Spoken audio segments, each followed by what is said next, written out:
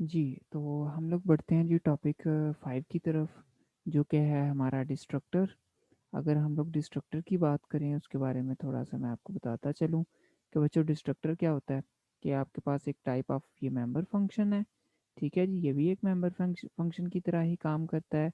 Then इसके अंदर हमारे पास हम ये खुद ब खुद एग्ज़ीक्यूट होता है, लाइक जैसे कंस्ट्रक्टर है, ठीक है जी? और इसके अंदर भी ये भी हम लोग क्लास के अंदर जो है वो बनाते हैं, ठीक है।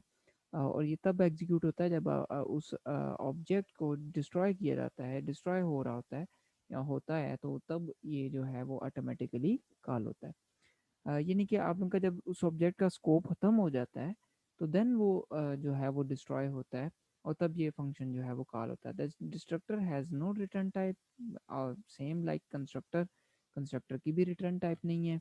फिर name is same as class name, again इसका नाम भी सेम है। तो फर्क क्या हुआ कंस्ट्रक्टर और डिस्ट्रक्टर में?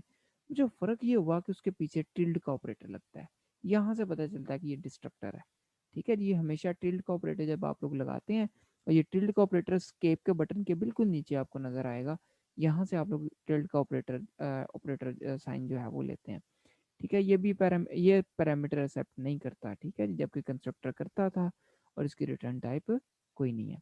अब चलते हैं हम लोग अपने इसकी प्रैक्टिकल की तरफ। तो बच्चों सेम वही है कि आप लोगों ने डिस्ट्रक्टर को कॉल करना है ना, तो यहाँ से ही मैं एक डिस्ट्रक्टर बना लेता हूँ, ठीक है जी। ये हमारे पास यहाँ पे टिल्ड ऑपरेटर आ गया शिफ्ट प्रेस करके, और देन हम लोगों ने क्या किया, इसका नाम वही होगा जो कि क्लास का नाम होगा, स्टूडेंट, और जैसे आप लोग मेथड करते थे इसके अंदर। और देन हम लोग ये क्या करते हैं, इधर मैं सी आउट करवा लेता हूँ ताकि हमें पता चले। जब मैं कहता हूँ डिस्ट्रक्टर इज बीइंग कॉल्ड, ठीक हो गया बच्चों। अब मैं इसको रन करता हूँ प्रोग्राम को, ठीक है जी।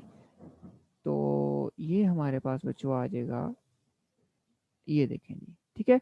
जैसे ही ऑब्जेक्ट का काम मुकम्मल हुआ, देन क्या फंक्शन हमारा का वो क्या कॉल हुआ है, डिस्ट्रक्टर इज बीइंग कॉल्ड। तो डिस्ट्रक्टर फंक्शन कौन सा है, ये वाला जो कि टिल्ड ऑपरेटर लगा हुआ है, ठीक हो गया जी। तो इस तरीके से ये भी ऑटोमेटिकली कॉल होता है, और ये जब हमारा उस ऑब्जेक्ट का स्कोप खत्म हो जाता है, उसके बाद ये जब ऑब्जेक्ट डिस्ट्रॉय होता है, उस वक्त हम लोग डिस्ट्रक्टर जो है ये ऑटोमेटिकली कॉल होता है।